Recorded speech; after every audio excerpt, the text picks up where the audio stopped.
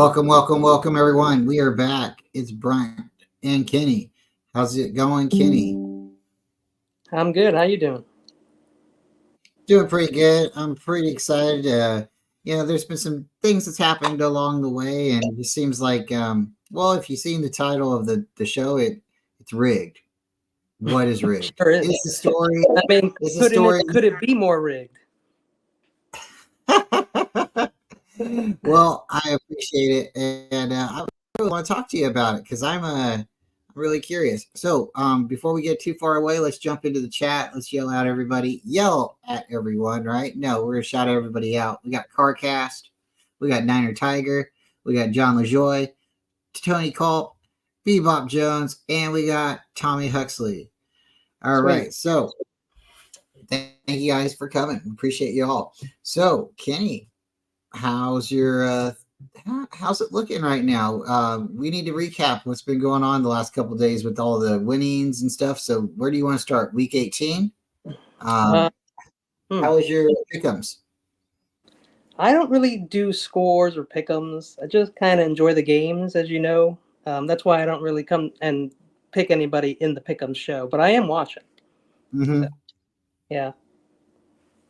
So I don't really have any crazy like predictions or anything, but I know how we got here is just insane, right? Mm-hmm. I mean, look at the logo, like you pointed out. A few people pointed out, right? Yeah. And now both teams have 3 weeks off. That's pretty convenient. Yeah. Yeah. Like almost like it was written to be, right? Yeah, Yeah. they got to get the props, right? They got to get the costumes. They got to get the makeup people and the hair people and the lighting. It's got to be all perfect, right? That's right. That is, if they meet in the Super Bowl. If not, maybe it was a little decoy. What do you think? I'm looking at it like you can obviously see the 49er flag in the back and all the memorabilia and all that stuff. So I'm obviously rooting for the 49ers, and I would love to see them host the Lombardi but it's just taking my fan card away or taking my fan glasses off and looking at this team. This team's been to the NFC Championship multiple years, and they haven't gotten. They got close. They did get to the Super Bowl, and then they've lost the championship a couple times, and it's not nice. It's not a good feeling. And of course, that's why you play the game, to win or lose, to get to the top, to say I'm the champion, and that's what makes being a champion that much, greater, right? And But both teams have struggled to find their way into the Super Bowl, haven't they? yeah, and it's really like if the Ravens are to make it, they're really writing a new course because one, yes, their coach has won the Super Bowl. He beat the 49ers almost a decade ago, just about a decade ago. But this team is new, and he's running a new quarterback who keeps losing in the playoffs. So if this team can get through it, because like you said, they got about 3 weeks off, it makes it a little bit easier for him to maybe possibly get that extra push and get to the top. And then, at this point, it does look like he's going to be the MVP. So if he is the MVP, He earned it. it's just another way to say, hey, MVP, Super Bowl, and then doesn't mean he's going to be the winner of it, but those things usually go hand in hand. Usually when you're an MVP, that your team makes it to the championship game. So again, the logo is purple and red, folks. So if you haven't seen it, then definitely take a look at it. And It's I don't mostly know too many. purple. Mostly Yeah, purple. It's almost yeah. all purple. Do you want to And then look the at it again? sky is red. You want to look at it again? I got it right here. Yeah. All right, It looks folks. mostly purple to me with like a red sky. Maybe there's like a metaphor there for smarter, more literature wise folks, right? That may know there's Right? some meaning to that red sky, may mean something. Somebody get on and look it up on Reddit because Yeah, definitely Google it and re-look at this logo because the full logo has a lot more dark, shadowing. Maybe if you want to say the lighting is different, and it makes sense to be Las Vegas, but Give me a It's almost second, like everybody. it was a Zack Snyder cut of Yeah, the the logo. Zack Snyder car. Yeah, well, yeah, because I like that analogy. Here we go. All right.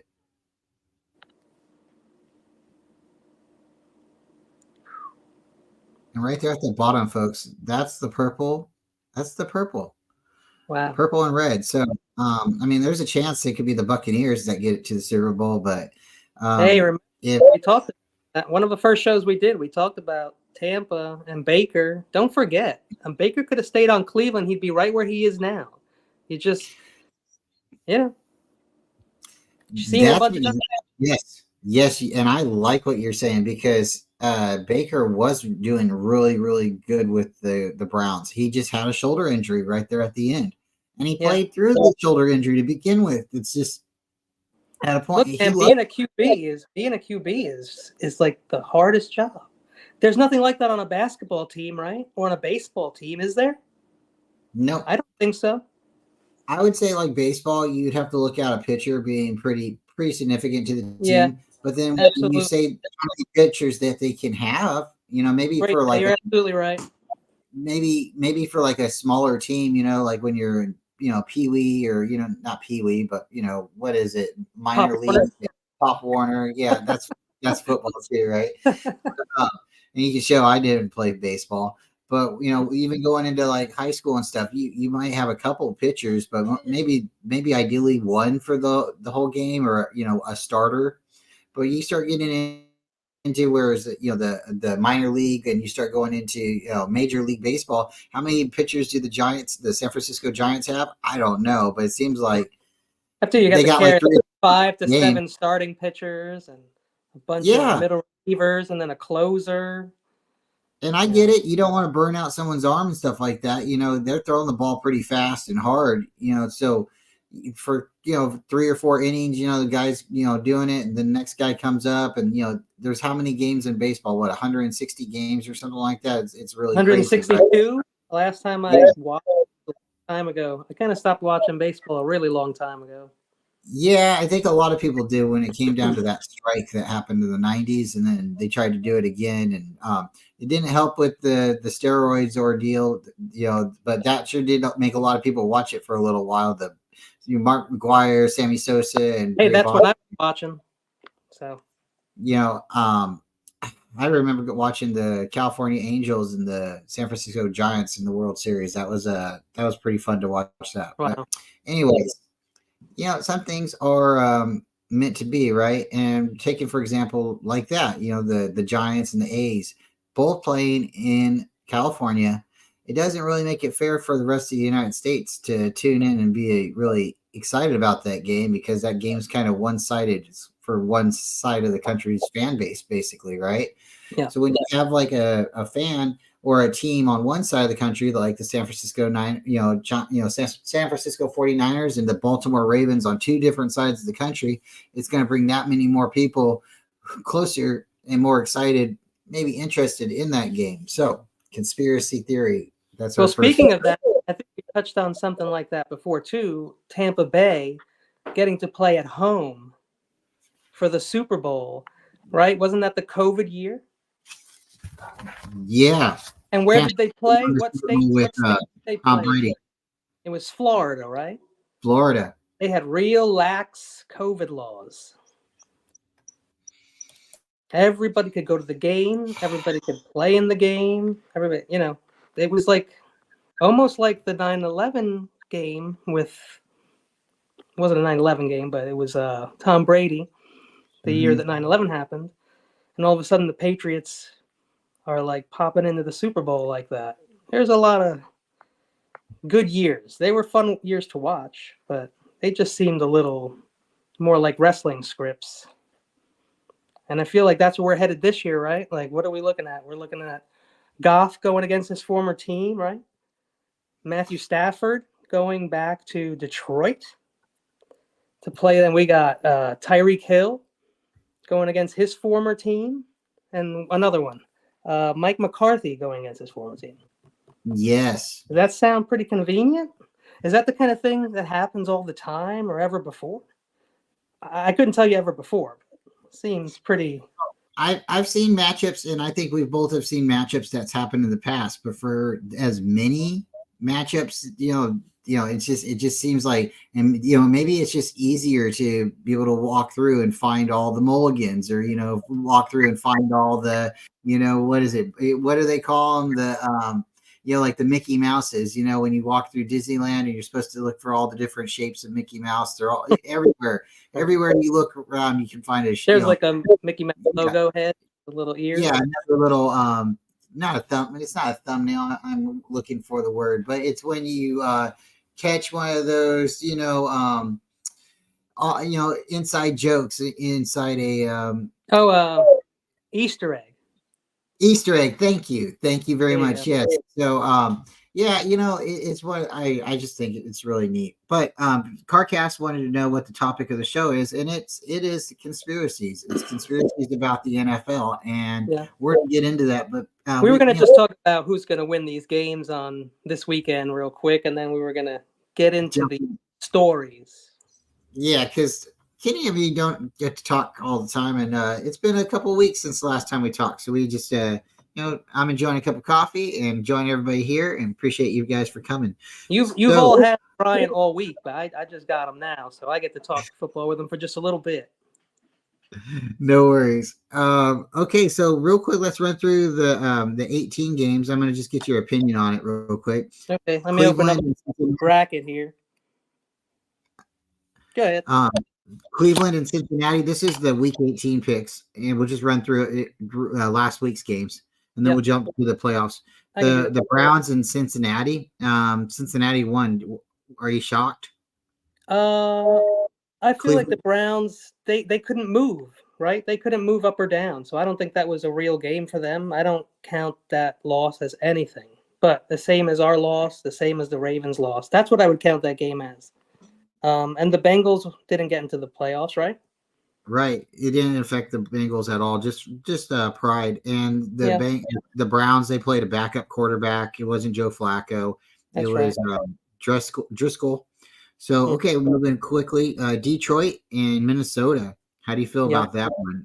That one makes sense. Maybe I would have thought they won by more, to be honest with you. But I guess with Laporta out, we may see what effect that had. Only a 10-point win to the Vikings.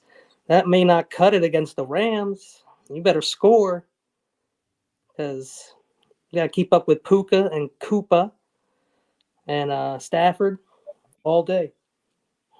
So again, it seems to be, it is what it is.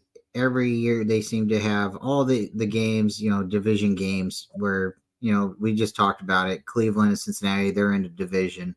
Minnesota and Detroit are in division. So surprise, surprise, Chicago and Green Bay. Green Bay won this game. So they got into the playoffs with that win. How do you feel about Green Bay and Jordan Love? Well, again, I wouldn't say scripted, but Chicago, they don't want to win, do they? They're pretty set right now, right? They're pretty set. It wouldn't make sense for them to really win, right? They're going to get Carolina's first-round draft pick, and then wherever they fall in the drafting, so they can have two really high draft picks if they just go out there and play football. But Green Bay was going full strength, right? They were doing their best. Mm-hmm. Is that right? Okay, and the score was 17-9. Also, not very. I mean, were they missing anyone in Green Bay? That I don't know, but that doesn't seem like a very confident score for a team going into the playoffs. Was that the final score, 17-9? Because I know the 17-9, yeah. The running back went off at the end of the game. I know that. Let's see. I can tell you that stats right now. 148 yards for Fields throwing.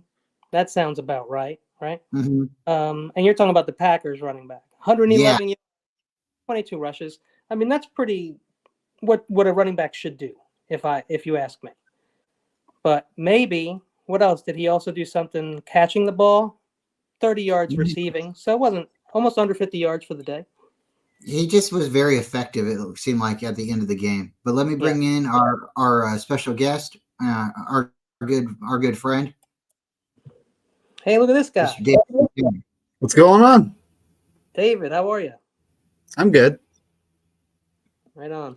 All right. So we are talking conspiracies, David, and Kenny's kind of throwing, don't get to talk to Kenny too often. I think this is your first time, but what we're doing is we're running through with Kenny the games for Week 18, and then we're going to talk a little bit about the playoff bracket real quick, and then we're going to talk a little bit about the conspiracies that's happening currently in the NFL. And is the NFL truly rigged, or is it just convenient? So There's yeah. some storylines going on here that do raise some flags. Yes. Yeah.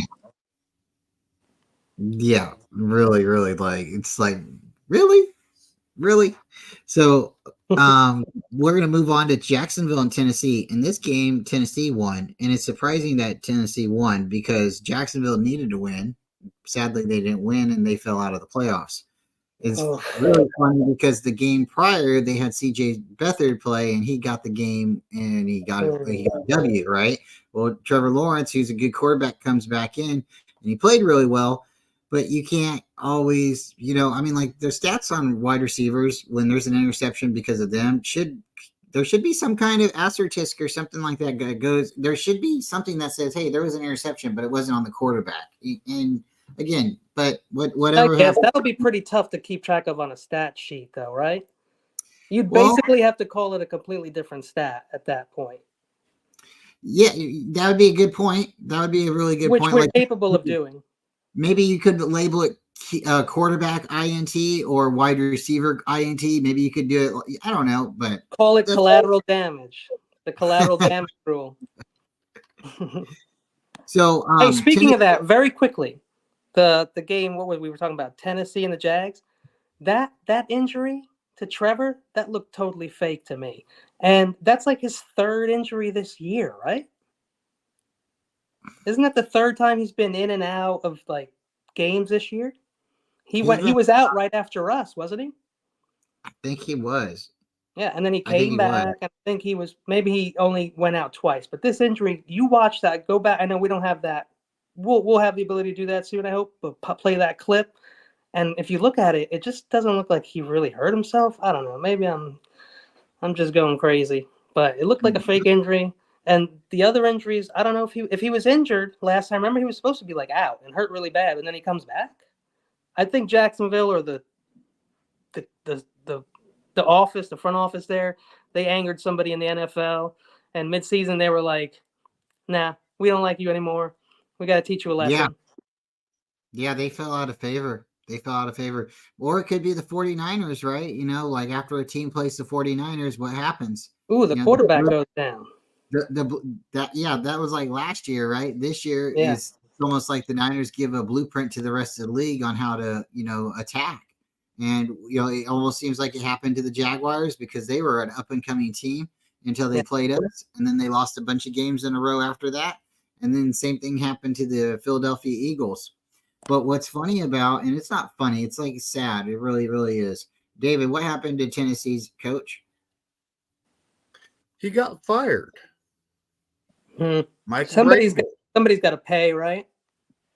He's actually done a lot with that team, and it's mainly like Derrick Henry, average quarterback, and a decent defense. That's pretty much that describes Mike Vrabel's career in Tennessee. And he's a good head coach. Another team would be crazy not to hire him. Like maybe Atlanta, you never know. Maybe the LA Chargers will, pull the trigger on that. It's a good idea. Hey, have you guys been seeing? Maybe we'll talk about it when we get to that game. So I'll hold back. So what do you guys think? What you guys thought about the Jacksonville thing? I guess you agreed then, huh? It seemed kind of like a weird year, like a fishy punishment year or something, because they were rolling along. They have all the weapons and all the tools, and there's no good reason. And that's why I feel like those injuries are like totally staged.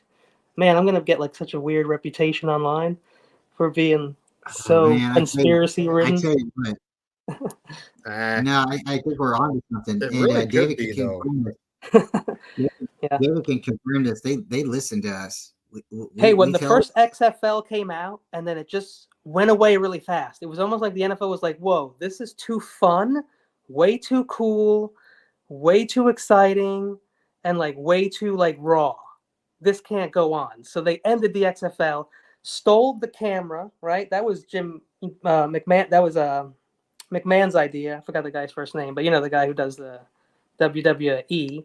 And they shut it down and they took the best things from it. And I feel like they like really felt they were going to lose some. The NFL was going to get some real competition then, and I feel like they started thinking, you know what, WWF, NFL, little merger, secret, everything, even reality TV. You guys know is totally scripted because reality is boring as heck. It really is. They actually have production crews and scripts that they have to follow. Yep. It really is scripted. But like what Bryant was saying, so opposite, 2021 around the Pro Bowl, I'm live on stream. I said, why do they even play a game? Why don't they just play flag football? Did you guys see that game? They're not really playing football. They might as well just play flag football. And in 2022, they're playing flag football.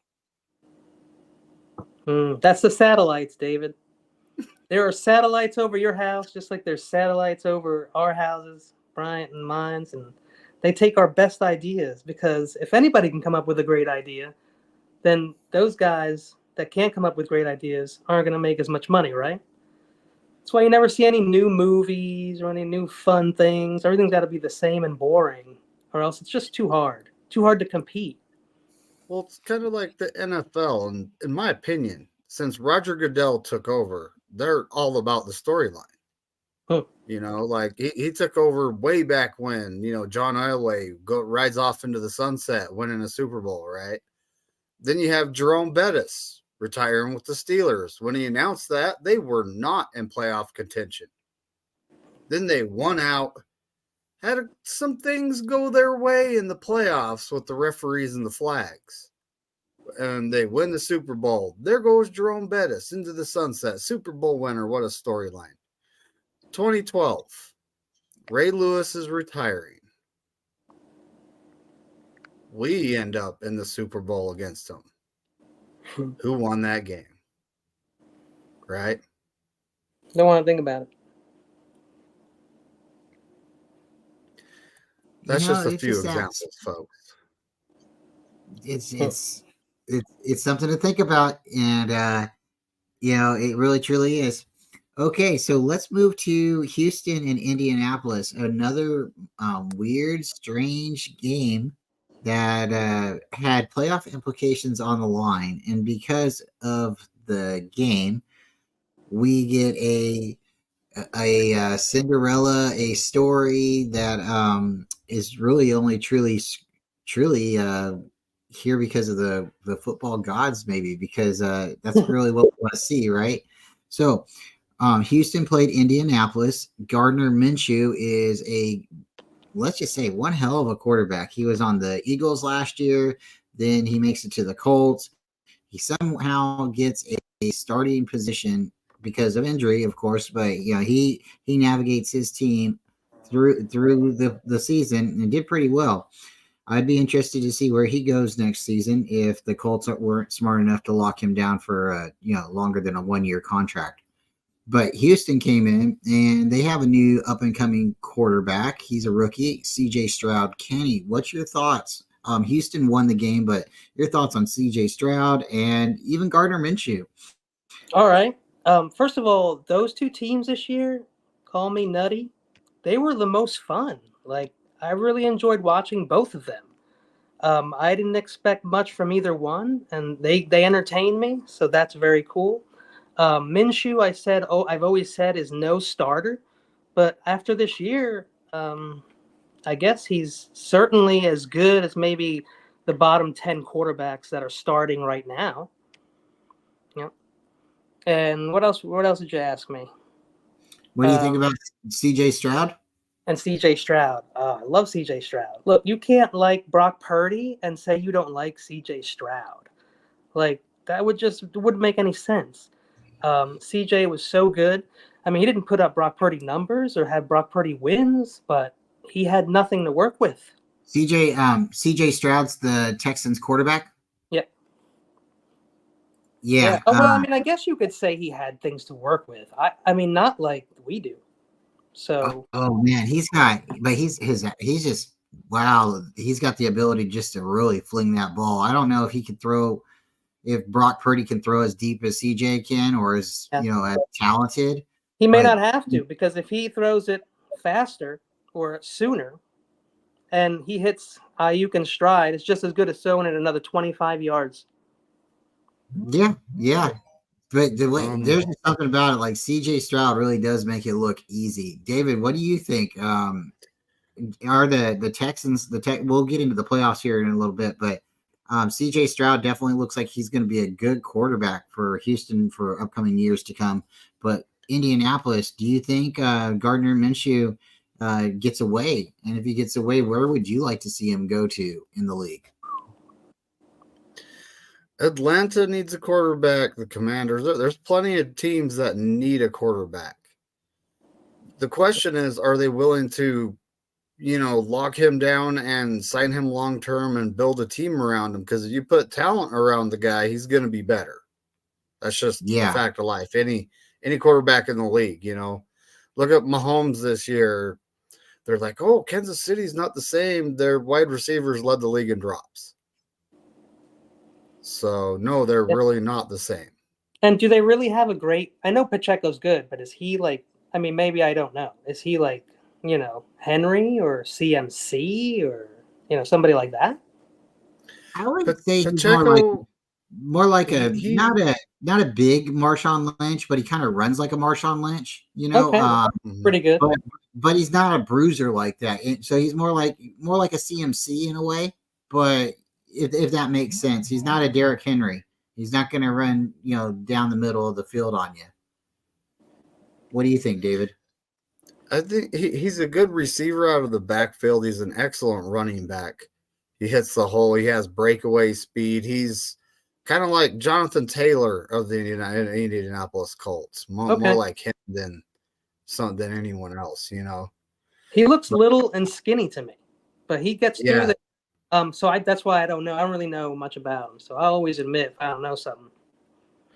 But I mean, if it wasn't for Pacheco and like Kelsey's even been off, but he's 35. Let's be honest here. How long does a tight end last? I think Tony Gonzalez played till his mid to late 30s. They take some serious hits. They do. They play on the line of scrimmage. They take a beating. So, does he come back next year? Who knows? A lineman he did win who 2 goes Super out for Bowls. pass. What else does he have to prove, right? I would like to see the guy end up in Denver. Maybe I've been watching Brandon Perna too much and Tom Grossi. I can, tell you, but I really think if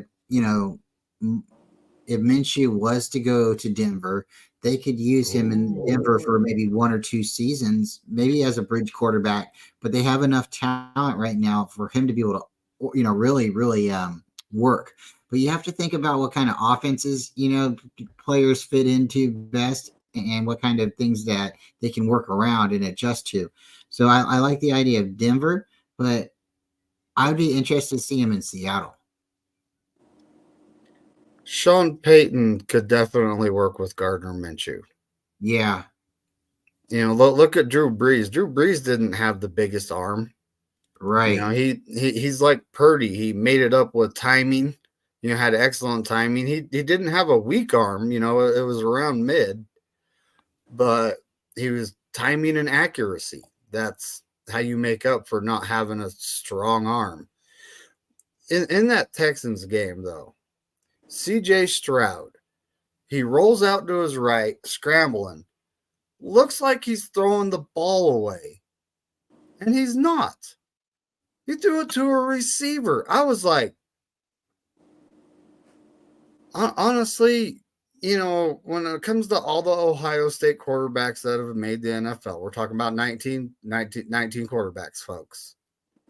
None of them have ever panned out to do anything. This guy is going to be by far the best quarterback to ever come out of Ohio State. We hear that all the time. DeMeco Ryans has a gem. He'd be the first, right? Yes. What's your thoughts on Seattle, though? I know Seattle just let Pete Carroll go, or they decided to part ways, but he still has the desk in the office. He still has his personal, parking spot still. He's an advisor now, an advisor. So he's not the head coach, but he's going to still make decisions for the team or advise, right? But if the Seahawks, with their offense that they have right now, with they got Metcalf and Lockett and Jake Bobo, and then that Jigba, right? Is that it? How you say his name? Smith. Jack Yes. Smith and Jigba. Yeah. Yes. Do you think Minshew could fit there? Minshew would be an upgrade over Geno Smith.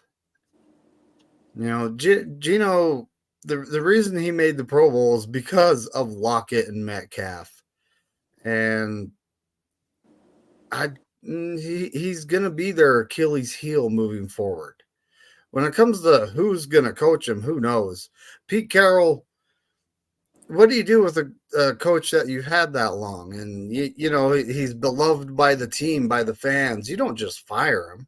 Yeah. You make him an advisor. And, Front office job. I'm thinking his gum got stale finally.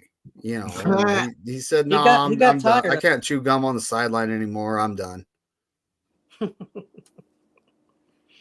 Yeah. All right. I love it. I love it. I love it. So, okay. So we'll move from, we're going to ask Kenny now. Next question is Las Vegas and Denver. And that's why I started asking about Minshew being in Denver. Las Vegas Raiders got the W. They got a whole lot of problems, really. They got to figure out a coach. They got to figure out a quarterback. If they're going to run with this rookie quarterback, Kenny, how do you feel? Yeah, they need a new GM. They need everything. Both. You know what's funny? Who played for the Broncos in Week 18? Anybody know? Jared Stidham. Yes, sir. And he played against the Raiders. Like, how funny is that?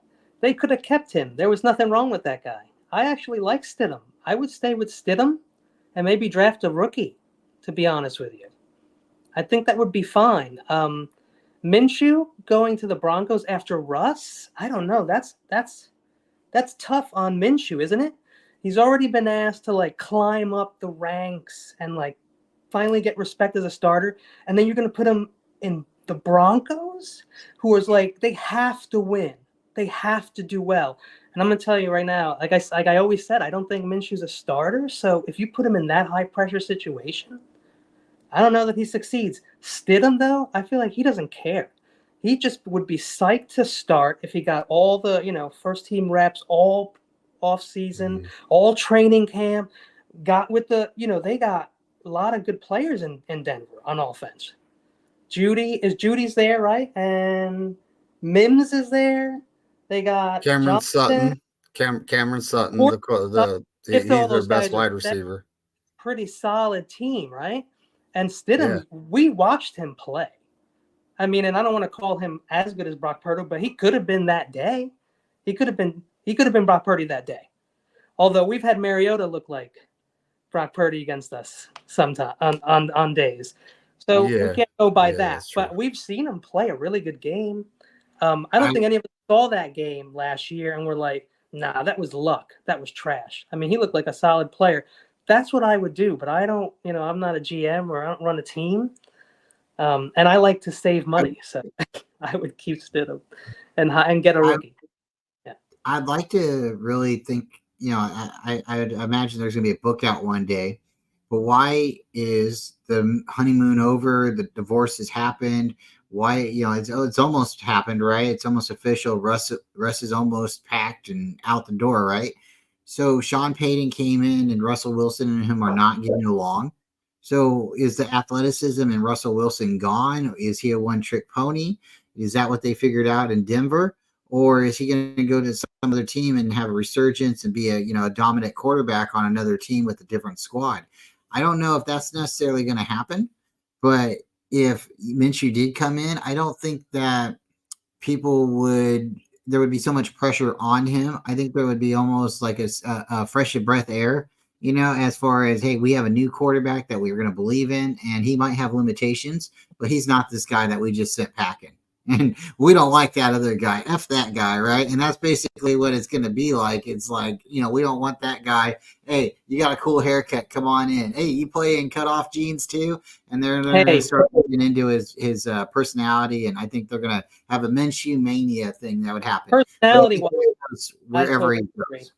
Yeah, I agree personality-wise. He's a cool dude. Now, hey, let's meet in the middle.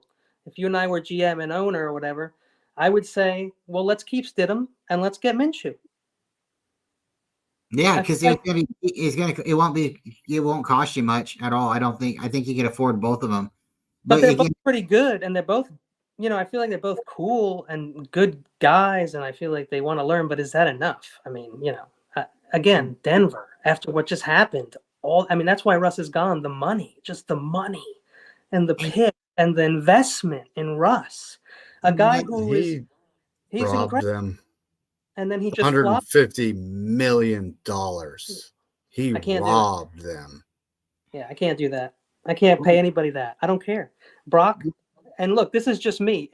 When it comes to Brock, as much as I love him, if he wants the kind of money that we just don't give out, I'll trade him a 7th rounder and I'll bring in a haul off a 7th rounder. And whether I know how to be a GM or not, just that one thing I would be a legend. If I could trade Brock Purdy, do you guys really, now I love Brock Purdy and I hope he's Joe Montana.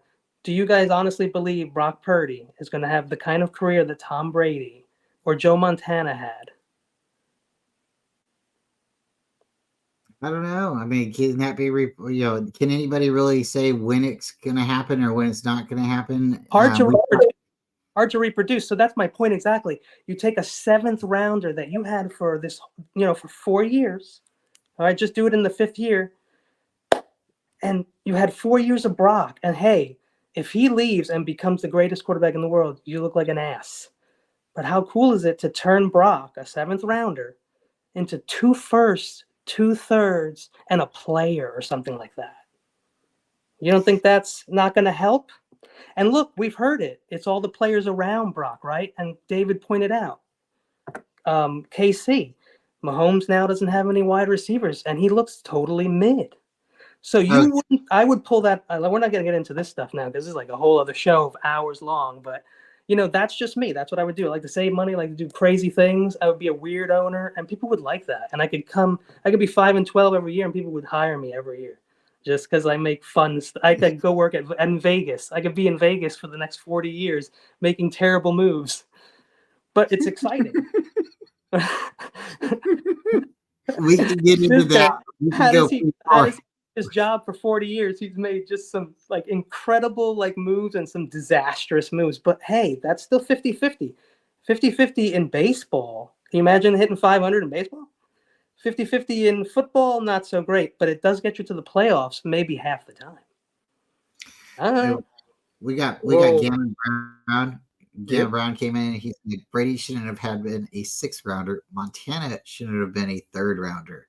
Great point. And he also thinks with Kyle Shanahan, it's possible that the Purdy comment you made, it's possible he could be the next. Yeah. David, what were you going to say? I'm sorry. Gammon came in at the right time. We were going way off the rails, man. Well, the thing about the NFL, contracts expire, salary cap frees up, which we're actually getting some players off the books this next season, like Western Richburg, D Ford. They're no longer going to be paying them money. Like Harry and Bob. So there's going to be a little bit there.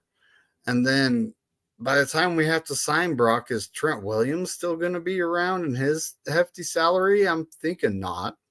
No juice. Probably no. Yeah, exactly. We pay our fullback. What is it? $4.5 million, $5 million. So how do you guys feel about Armstead? I mean, next year he can't be traded. It's too much money. I mean, he just can't be given away. I mean, we're stuck with him. He was good to redo his deal. Plantar fasciitis, dude. His plantar's fasciitis. That when it happened last year, I said that's a concern. Oh yeah, how much longer is he actually going to play? Well, I do want to run through the rest of the schedule, but this is a great question. And I just truly think if we was to win the Super Bowl this year, I think that this team, this core, will all look at each other and want to run it back. So that would be yes, Trent would be coming back next season. Armstead would be Our window is stuck open, I think. yes, and if everybody was to say, okay, this team for next year is coming back, I think we can still have juice on the books for next season. We can still have a lot of these core players, and if they win a Super Bowl this year, they're all going to want to do it again. That'd be 2 rings in a row. Then you would start to see some of the players maybe, at that point say, okay, I'm going to leave, but you would still have a good chunk of the players that would be there that had won, and some of our rookies maybe from last year and this year or the year prior step up, and that's where your dynasty can be formed, right? That's where it could happen. But let's get through this real quick, and then we're going to get David. We'll get your thoughts as well. But we're going to run through with Kenny because again, Kenny, he's not always here with us, and yeah, I just don't want to take up too much of your time. No, we got plenty of time, but we're going to get focused more a little bit quicker on some of your thoughts. And David, when you have some questions too, just throw them at Kenny as well. Let's go to Buffalo and Miami really quickly. Kenny, Buffalo won this game. Because they won, Miami fell out of their second seed, and Buffalo was able to make the playoffs. Your thoughts? You're talking about the Miami hype machine? Same team as last year. Fell apart at the end. Yep. And we talked about this too. Mike McDaniel, you're welcome, right? Every player he has is a 49er. Waddle's his because of Kyle. Tyreek is his because of Kyle. Like, Kyle is playing other chess games we have no idea about. Look who's in the playoffs. I mean, McVay. I don't think McVay ever played below a Kyle, but he played with Kyle. You got McVay out there. Is LaFleur still coaching Green Bay? Yes. LaFleur, McVay, D'Amico, McDaniel, Kyle. That's 5 teams out of all the playoffs. How many people make it to the playoffs? 12, 14, and a third are Kyle Tree. He's setting up future deals for future trades and future little deals and favors here and there for, look what I did for you, man. We want this guy. What are you going to do? How are you going to bend for us? This is future. Kyle ain't going anywhere. That's why he gets signed for 6 years every year. Every other year, 6 more years. Every other Kyle, year. you're signed for 6 more years every year. Every year passes, he signs for 6 more, and I'm cool with it. I'm totally cool with that. Love Kyle, love Mike, love John Elway, love the Niners, man. Just a winning culture. I want to be part of that group. The New York Jets and New England game. New York won the game. New York Jets won. New England parted ways with Bill Belichick. David, your opinion, is Robert Saleh safe in New York? I know he had maybe a pass, an excuse, get out of jail card because of Aaron Rodgers' situation. How long until his seat's hot in New York? This next year, when Aaron Rodgers hits the field again, if he can't make the playoffs, maybe he wins a game or 2. Then if they don't make the playoffs, he's going to be fired. Yeah. I get 100. I think he's only getting the other year because Aaron got hurt. If not, he may be RC. And I would be fine with that too. And this is what we were going to get to. This is why I waited for this game. Kruger brought it up. Belichick, DC, Niners. Any chance? It's more work, less money. Way more work, way less money. Just want to emphasize that.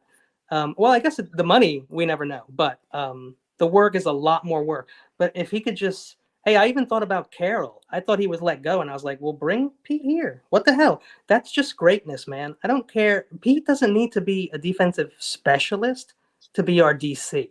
Do you agree? He's been around the block. He knows the tricks. He's used them on us, and they work. So, I mean, Belichick or Pete Carroll, I would have been like chomping at the bit. I would have called meetings. I would have worked money around. I would have called Parag and been like, what can we do? What incentives can we give them a job after their job, like they're doing with Pete? Things like that. I would just be nuts if I had if I had the kind of money that could run a team. I would just be like, I'd probably sleep 4 hours a day. It's unclear right now the contract and everything that's going to fall with New England, because it seems like New England still has the rights to Bill Belichick. So if something was to happen, even though they mutually parted ways, or maybe that was just him saving face in front of the crowd, and but being the Patriots head coach, I want to say for 14 years, and was it 14 years? It seems like it was longer. 22, I think, maybe 23. 23 years, because he started being their coach back in 99, if I'm correct. 99 It could be 24. Yeah. Could be 24.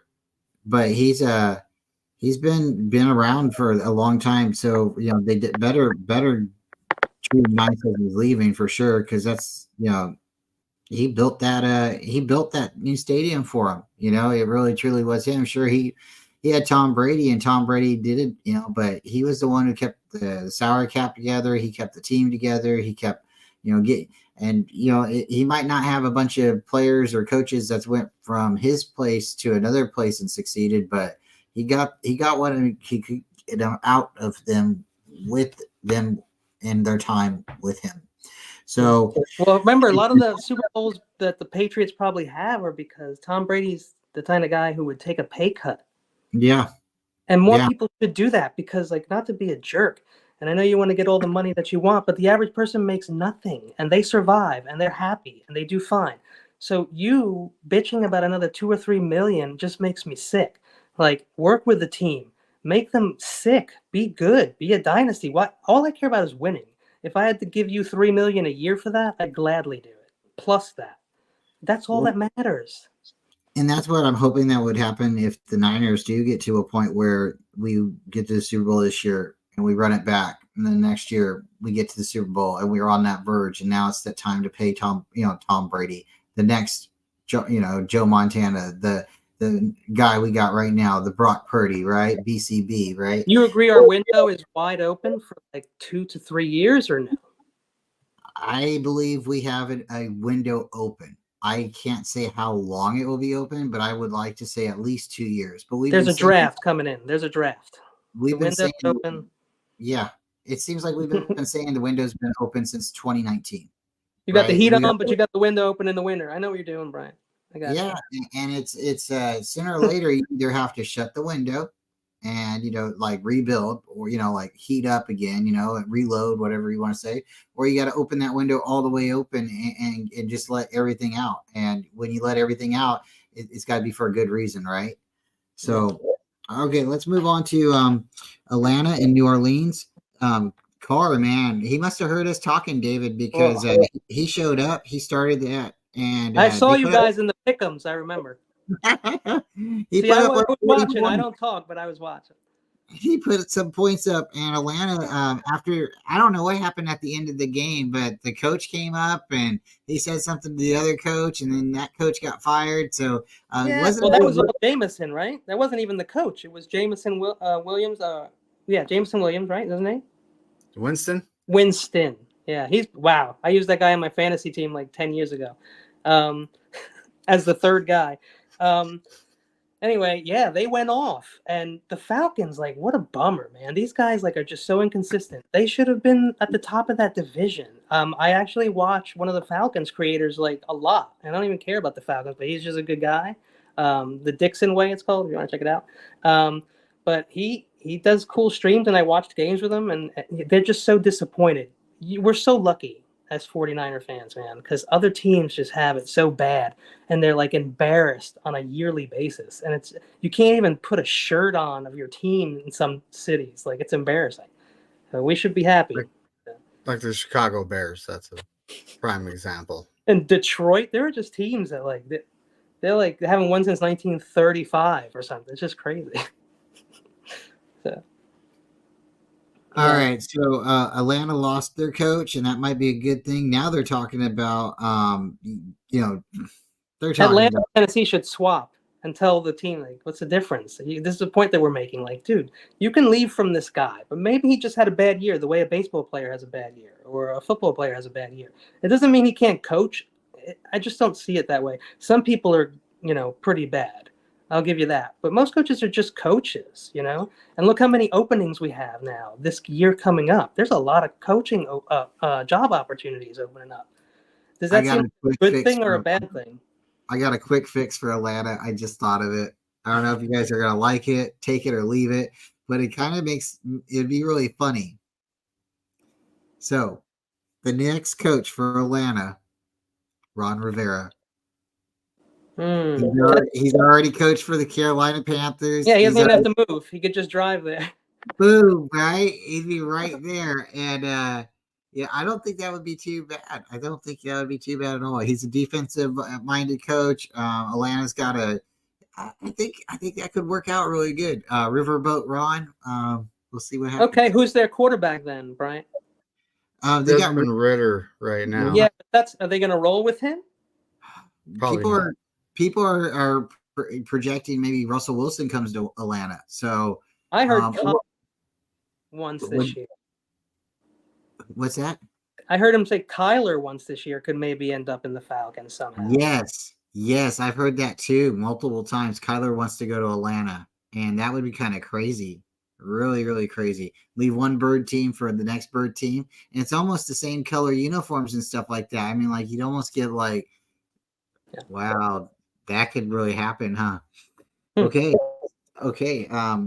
Yeah, let's move on next real quickly. Do we have to talk about Steelers Ravens, or can we just skip that one? Well, we can skip that one. That one's at the bottom. Okay, real quick. Philadelphia and the Giants. Kickers matter, folks. They matter. We can move on if you guys don't want to. Yikes! The Eagles. That's an implosion and an explosion at the same time. 5 out of the last. Week 18 was not good for kickers. No. Dallas Cowboys, perfect kicker, missed 2 in a row, I believe. And this game here came down to a kick. And no, not the Philadelphia Eagles and the Giants. That was the Rams. I'm sorry, but the Giants. I was just looking at the stats. The Giants won by a kick. I'm sorry, they won by a kick, didn't they? Yes. Which the other? Yeah. Philly and the Giants. I'm sorry, they won by a kick. I'm getting confused. No, Philly and Giants was 10-27. The Giants killed them. Okay. The kickers were fine in that game, from what I can see. One was 1 for 1, and Crosby missed a kick. Mason Crosby for the Giants. It looks like he missed 1 kick, 1 field goal, but he made all his extra points. And the Philly kicker, Elliott, was 1 for 1 on field goals and 1 for 1 extra points. So you're talking about the Rams game? I think I might know, because the Rams game was against us. Yeah, it was probably the Rams game last week. The Rams game week 17. That's it. They won on the Giants' missed field goal. Yes. They also beat Seattle on the Giants' missed field goal. Yeah. They got lucky. Yeah. Should they even be in the playoffs? 26-25, week 17, Rams beat the Giants, like just barely. Yeah, good point, David. I mean, here, we're talking about the Rams and how good they are, but we've seen them lose. I mean, they did finish strong, and they got their weapons. I mean, they're like me playing Madden, and all I do is I have Mike Vick and I have 5 wide receiver sets. Like nobody's beating me. Like I'm just running around, throwing, waiting for somebody to get open and throw it. That's what Stafford can do over there. It's very hard to defend a team that can pass to 4 to 5 guys at any time. That's tough. Wow. That's why I got a little confused there, because the Rams have depended on special teams and kickers to win a lot of their games, and it's scary. Okay, let's move to Seattle and Arizona, another division. Seattle won this game, but sadly it wasn't enough to get them into the playoffs. You know what's funny? I watched the Geno interview after, and I just was so confused because they were congratulating him on the win, but I was like, but they didn't make it to the playoffs. Why are they congratulating him on the win? And I'm finally seeing the score for the first time, and what you're saying, and it's making sense now. They won, but they didn't make it to the playoffs. I knew that they weren't in the playoffs, but now I understand that final interview a lot more. Because I was like, wait, he lost. Why are you congratulating him? And they're like, no, he won. He just didn't make the playoffs. It was a weird interview, and he said some weird stuff. If you ask me, did you see that interview at the end of the game? He was like, No, we did good. We should be there. We won. We did this, but they missed it. And I hear people say they want Gino back. yeah, I think the vibes up there is they do like Gino. I think the vibes is he's a good locker room, and it's really surprising because he got punched in one locker room in New York and kicked out of the other locker room in New York, and maybe the blue and green uniform merged, and he made it to Seattle, and he came out a better person or something. I don't know. I haven't met the guy. I'm not trying to run him down or anything, but it does seem like he's gotten a new perspective, maybe. People do seem to look It to might be him money. as Like he may just have to be working. Like he may, Yeah. you know what I mean? Like he needs to work. That might be what it is. And sometimes being on one side of the country affects you differently. Maybe being up there in Seattle. I know I don't want to be in Seattle. I don't like it raining and it being. I wouldn't want to be on your team either. It's not much better, the weather, to be honest with you. In Washington, it rains twice a week. Yeah, no, way more in Washington for sure. It does. It truly rains twice a week. Once for 3 days and once for 4 days. But it doesn't ever get like snowy cold. But in New York, New Jersey, Pennsylvania, Connecticut, and up there, it snows. That's frightening. I do not like the snow. David, does it snow by you? David don't know nothing about snow. Nothing about snow. Or are you talking about? I got caught in a blizzard on the way home yesterday. Out of like a ditch today. I got caught in a blizzard on the way home yesterday. Like couldn't see 15 feet in front of me. I do not like that. It was, guessing where the road was. It was great. I'll take. I'd rather die of thirst in the desert than be in the cold. All right. Saturday we're actually supposed to get 12 inches of snow, and that will be the most this year by far. That's crazy. You'll have to take a picture of that and send it to me so I can show the girls. Kansas City and the Chargers. Kansas City won by a point, and it wasn't very, very fun to watch this game. But Kansas City got the win, and the Chargers they're looking for another coach. And is Bill Belichick a place for? Is that a place for him, Kenny? What do you think? Let's go to David on this one. Okay, David, how do you feel? Is Los Angeles, the palm trees, is Bill Belichick coming out? And we just said different side of the country, different. He's leaving the snow, the cold for those. You've seen California; it's beautiful. It does have a much different vibe than the Northeast. And he's at retirement age. San Diego has great weather, so why wouldn't he think about it?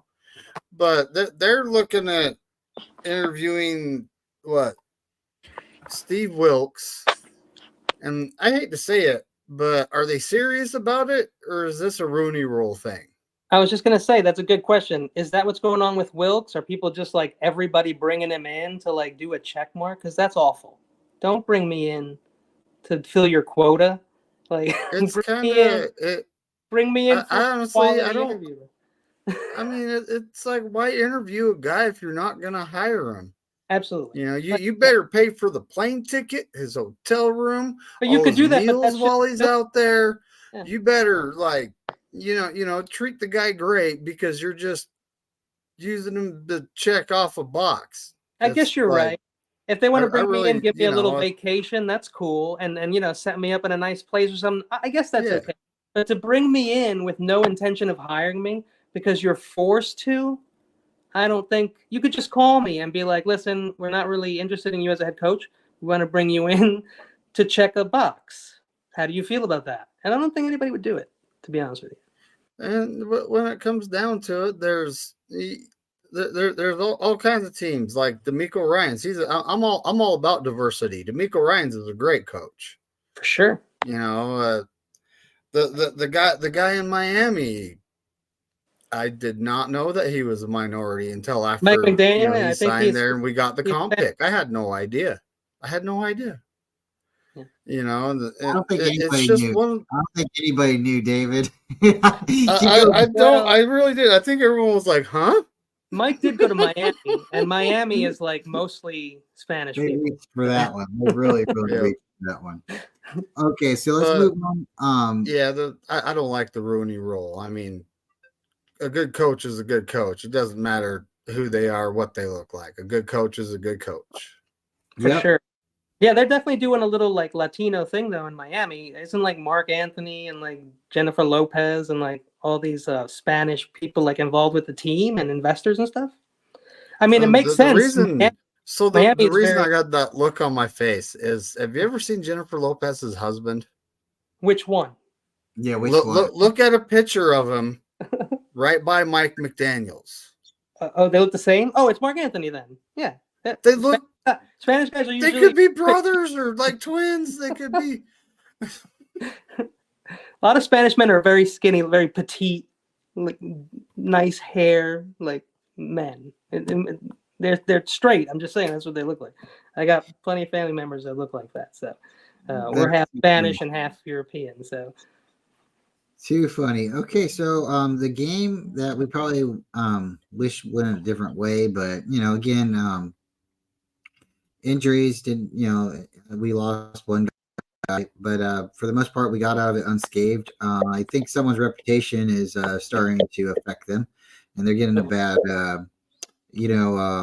aura about them. Not necessarily, but yeah, it's their reputation. Really, they're getting a bad rep. Jake Moody missed 2 field goals, and it cost us the game. And he is now officially public enemy number 1 in the 49ers fanhood. And I mean, you can't help the guy. Your job is to go out there and make kicks, right? You're supposed to produce. And for whatever reason, I'm going to look because I believe there's a conspiracy out there. I believe the images are real. I seen them. And I'm going to have to search hard because when I went back to look, I couldn't find them. So hopefully maybe this weekend or something I can get to them. But there was somebody in a black suit and black tie standing next to Jake Moody in the stadium, and I don't know what was said. But there's a conspiracy that was said, "Hey, miss this," and then next thing you know, the Rams are playing Detroit, and Detroit is getting that epic, rematch. Not rematch necessarily, but that game they want to get. Detroit wants blood against Stafford, right? Oh, Stafford wants blood against Detroit, right? Storyline. that's a really big show coming up. I mean, game coming up. And don't forget about Jared Goff, right? This is his moment, right? To prove he belonged. Okay. So we're gonna It's the storyline. Stafford goes back to Detroit in the playoffs. It's a storyline. Straight up. Oh yeah. And a team like Detroit needs it, right? Who the hell cares about Detroit? I don't even think half of Detroit cares about Detroit. I don't think half of Detroit cares about their team. You're probably right. Yeah, pretty much. They banned Detroit Matthew Stafford jerseys at the game. I heard that. Yeah. So if you show up in a Detroit in a Matthew Stafford Rams jersey, you'll probably be let in. Okay. But the question, I think me and David had asked or talked about this. The question is if you show up in a Jared Goff Ram jersey, are you allowed in the game? No one's gonna even know who you are if you do that. You're gonna be like 16. Okay, whatever. Come on in. You're a Rams fan. Okay, whatever. Like, oh, this Jared Goff, the guy on our team, was a Ram. Yeah. I wouldn't be surprised if people in Detroit actually bought Jared Goff Rams jerseys just to wear them and see what happens. Oh man, I wonder. Well, we will have to be looking through the crowd to see. All right, Dallas and Washington. Dallas beat Washington pretty handily, and a couple misses from their kicker, but Dallas is the number 2 seed. Kenny, what's your thoughts? Are the Commanders just totally going to rebuild? They let Ron Rivera go. Yeah. New owner. Are they going to go back to being the Redskins? only time will tell. But what's your thoughts? Is the Commanders, the Washington football team, whatever Football team. yeah, yeah, whatever you want to call them, are they for better or for worse in your eyes? I like them. They're a good team. They have good players. If they can get good coaches and make some decent picks in the draft, they should be fine. You've seen them play against Eagles and have no problem. Play against the Giants, no problem.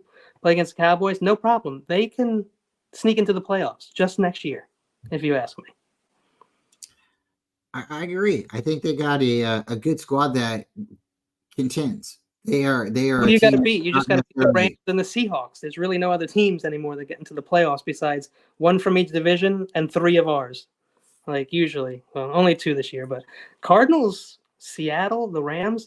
Next year, I don't see any easy wins, and we didn't even sweep them this year because of that last week. That was kind of like a sad week. It was a sad week. Yes, it really. I mean, we forfeited the game, but it still was sad to see that loss. Puka getting a record and just a yucky last game. Doesn't make you feel good. It really doesn't. I don't like seeing losses, and especially when you're heading into the playoffs. You don't want to lose before you go into the playoffs. But or do you though? This is what I was saying to somebody, I forget who, probably in a chat. The Rams are like, what did they win now? Like 8 or 9 games in a row? Like that, I don't feel like that's a good thing at all. Not really 9 games in a row, but they've been rolling. Now they got to do it 4 times in a row, right? Or whatever. That's a lot to ask. Now they can't lose. So am I glad we lost? Are the Ravens glad they lost? I bet you they both are. You get that like out of the way and you start at 0 and you start like you're restarting a game. Like you play a game and you do awful and you're made all these mistakes and you're like, you know what? Boop, starting all over, fixing all my mistakes. I'm going to have a good score and I'm going to be proud of my game now because that was bad stuff. Basically, just bad. okay, so Tampa Bay and Carolina.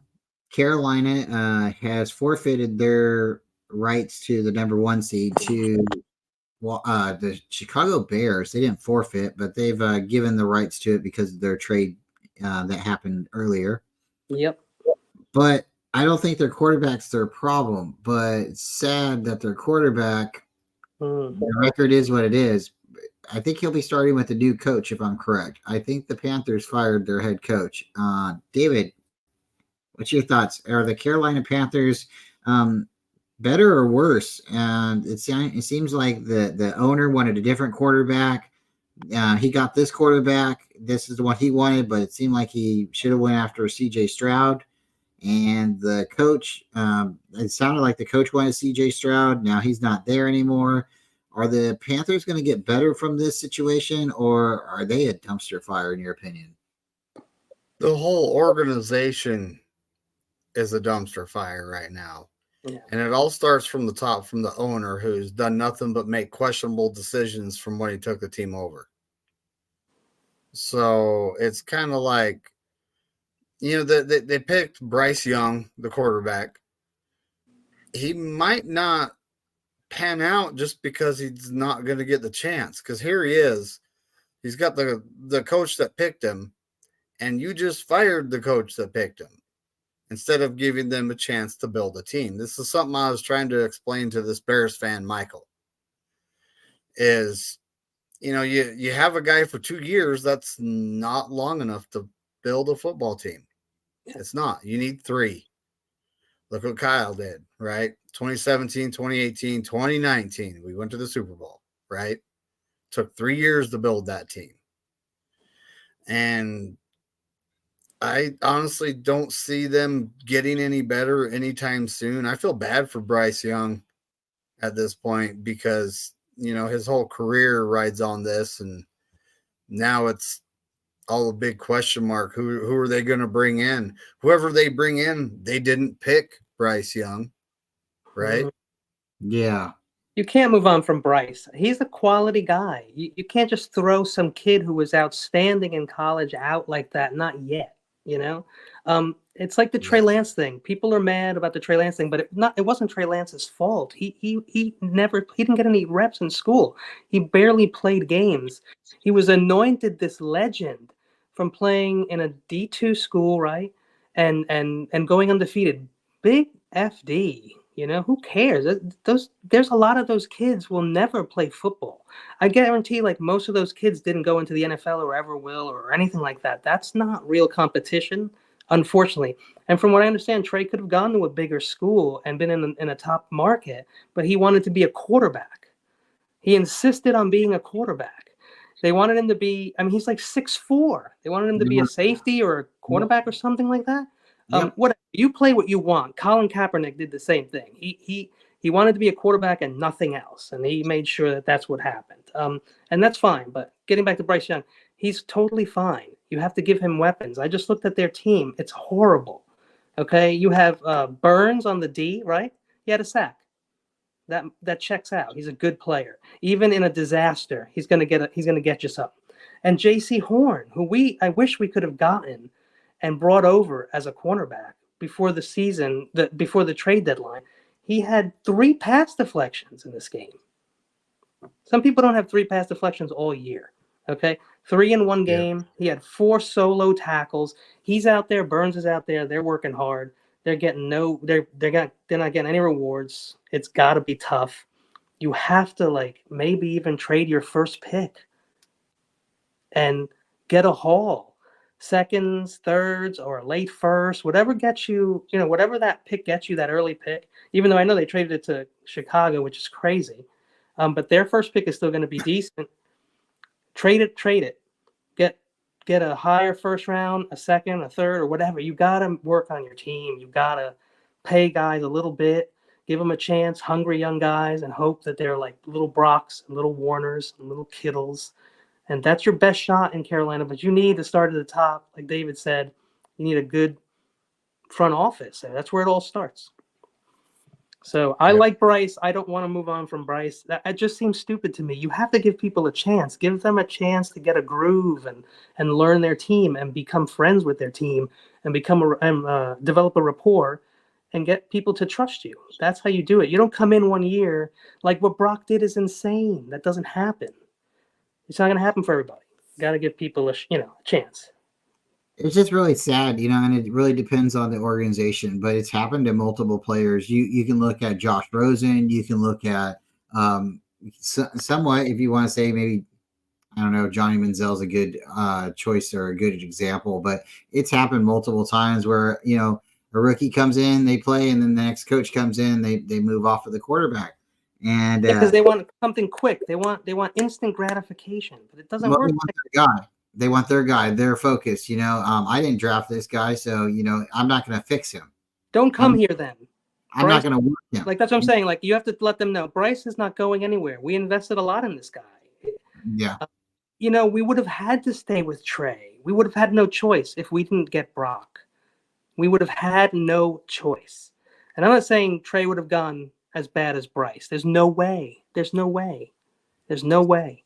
After 8-9 games of Trey playing in a row, he would have got to a level that was respectable. I'm not saying he would have been great or even very good. I'm just saying Trey Lance, he would have done better than CJ Stroud. That's all I'm saying. You just can't run off all the time. Had we not found something way better, we would have probably stuck with Trey. So Trey Lance was drafted to a team that's in a Super Bowl window. Win now.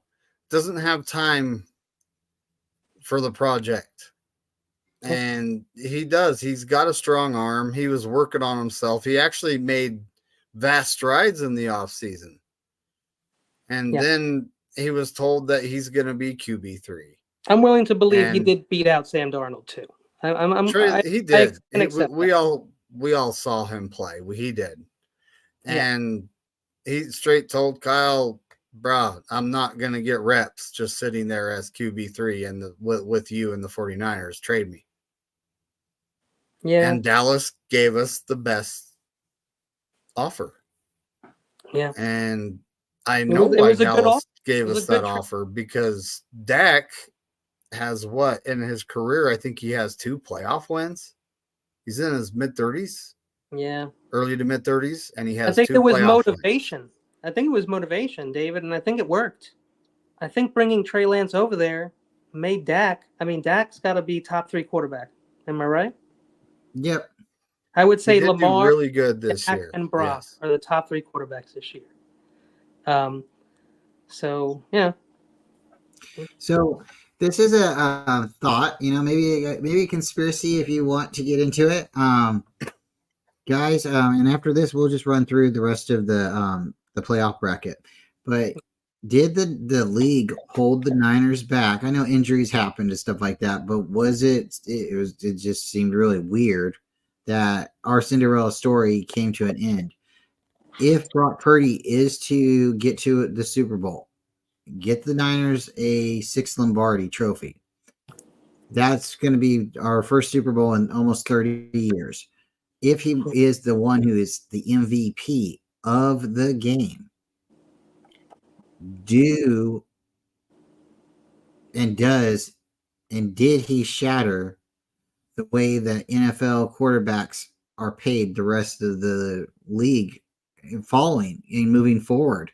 At this point, 7th round draft pick wins the Super Bowl, becomes the MVP on a rookie Mr. deal. Irrelevant. The last pick in the draft. Yeah. Pretty So incredible. At this point, is everything just readjusted and reshifted? Do we have to pay this much money for a player when you can get another player to produce this way?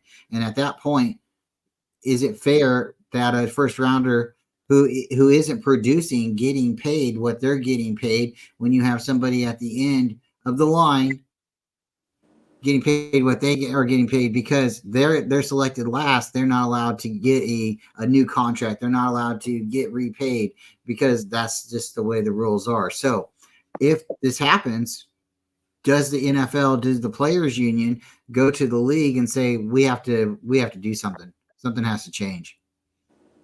Kenny and then David, what's your guys' thoughts?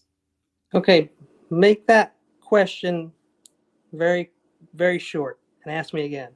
Okay, so with Brock Purdy, if he was to win the Super Bowl and become the MVP in the Super Bowl, Okay. does the NFL have to look back at his contract and readjust?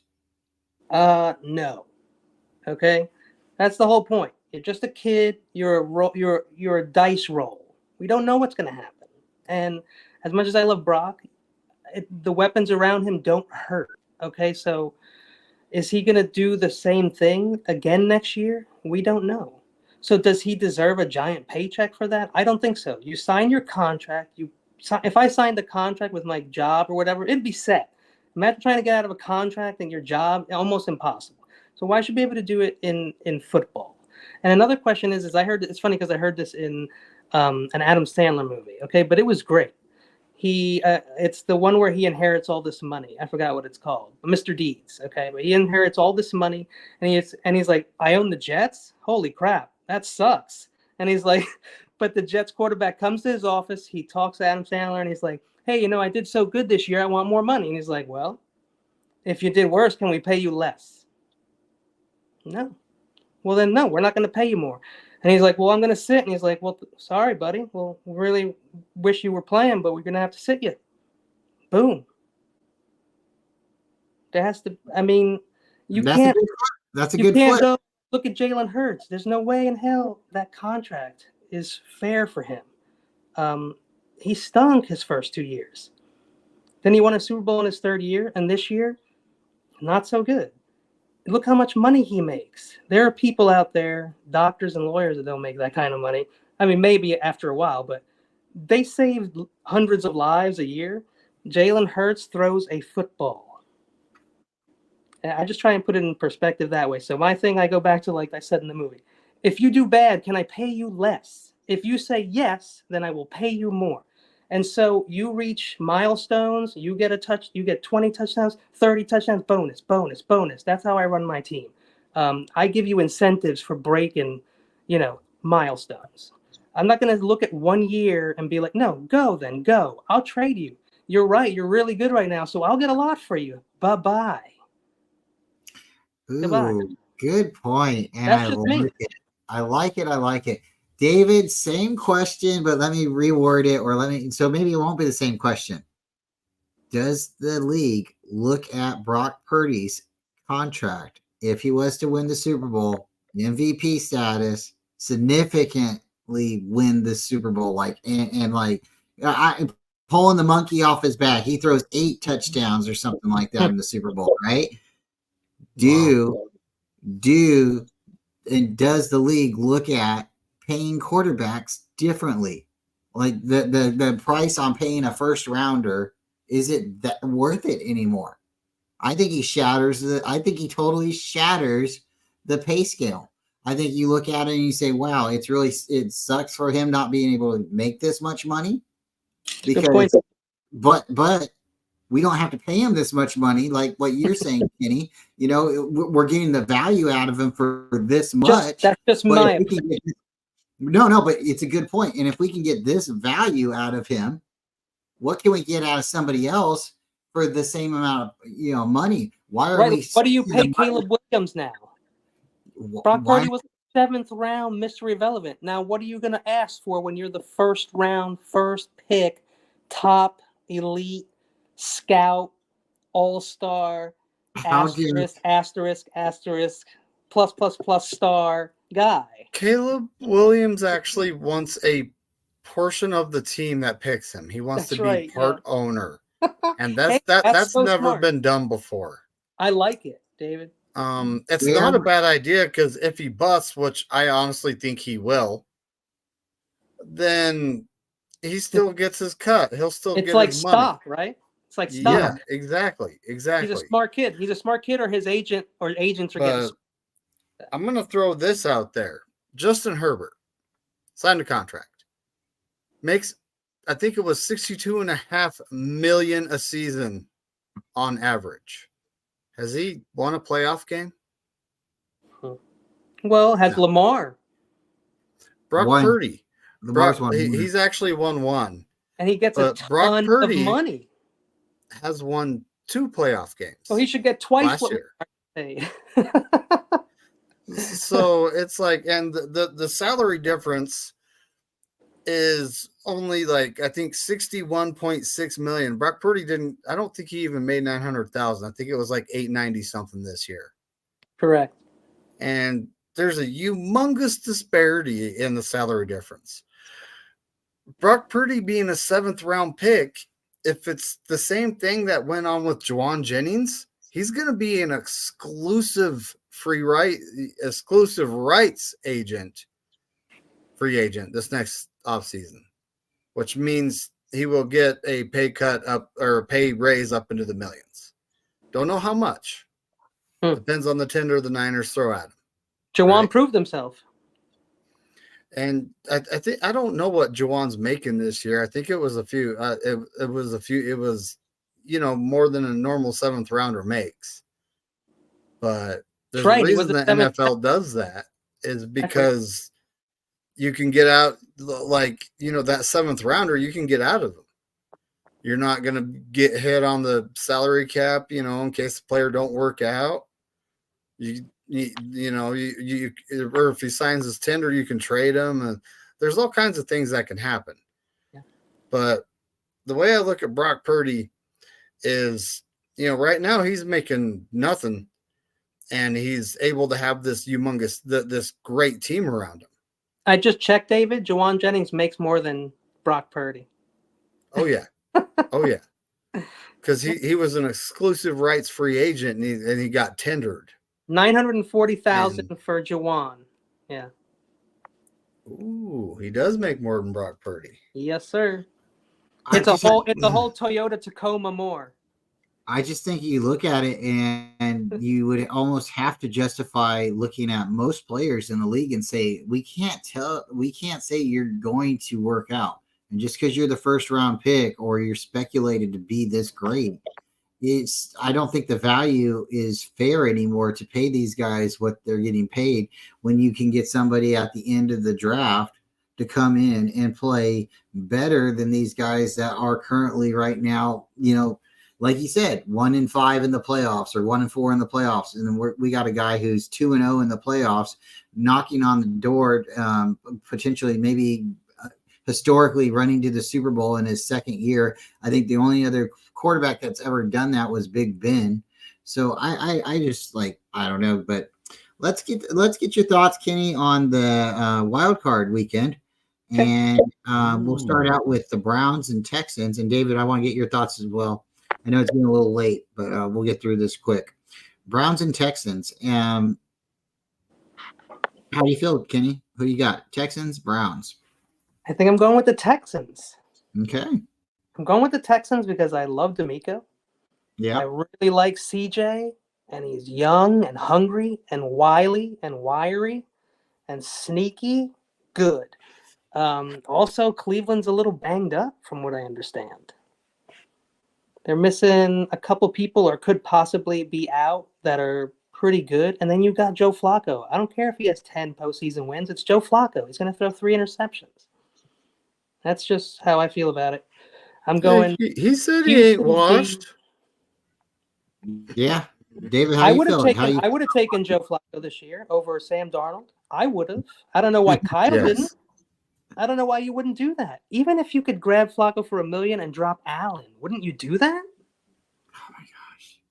I would. If I could have had Flacco sitting on my bench talking to Brock all day, I would have done it. This stuff seems easy to me. I don't know. Just to have him on the practice squad or running the camp team or whatever, if he's sitting out there, a guy with that much playoff experience, a Super Bowl and playoff wins, double-digit playoff wins, you don't want that guy sitting in your room talking to your rookie quarterback, a 22 starts quarterback, whatever. I do. 24-year-old second-year guy. Oh, yeah. Yeah, I would. That would be sick. That would be sick. I would have done everything I could if I was the 49ers to try and get Steve Young or Joe Montana or even Alex Smith or Jerry Garcia. That would be so sweet. Jeff Garcia to come and just be there every day with Brock, every single day. That's it. David, how do you feel about the Browns and Texans? I like D'Amico Ryans in this one. Yeah.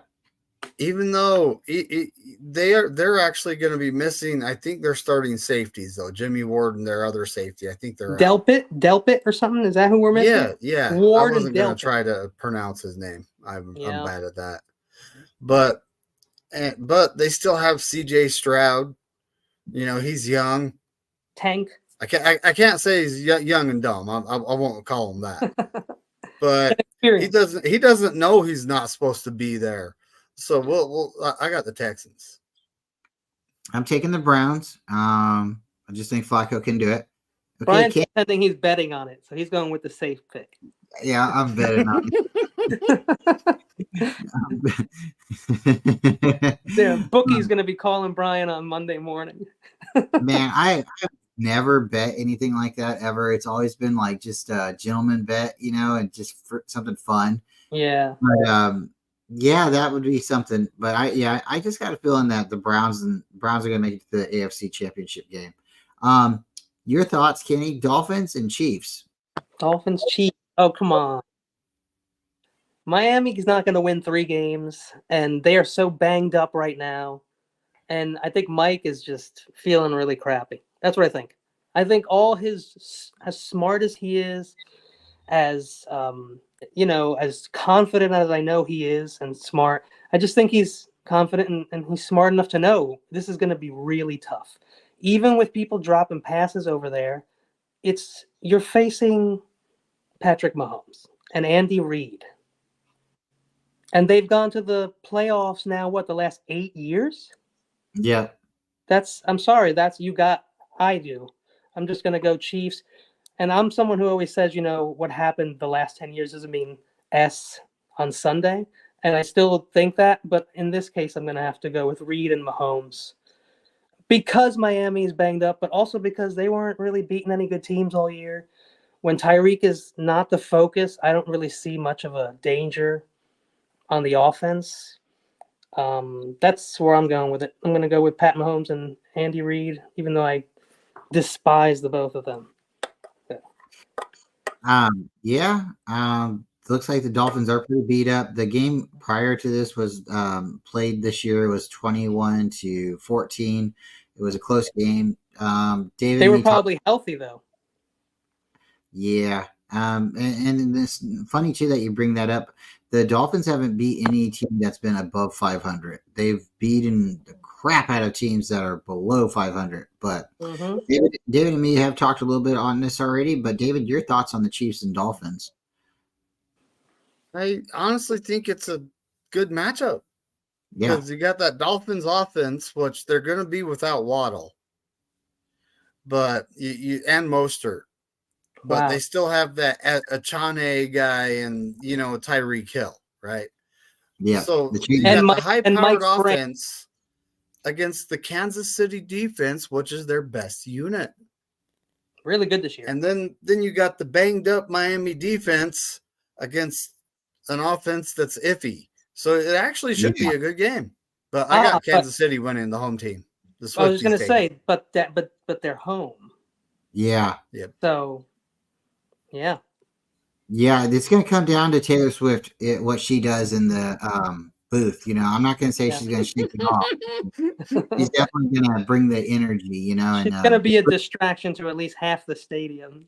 most definitely. Yeah. She's quite a character. Definitely a momentum swinger. Steelers and Bills. Kenny, how do you feel? Well, the Steelers, I really like them.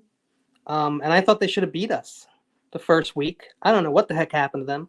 And I've been kind of following them all year, and they're like good, but they're not consistent.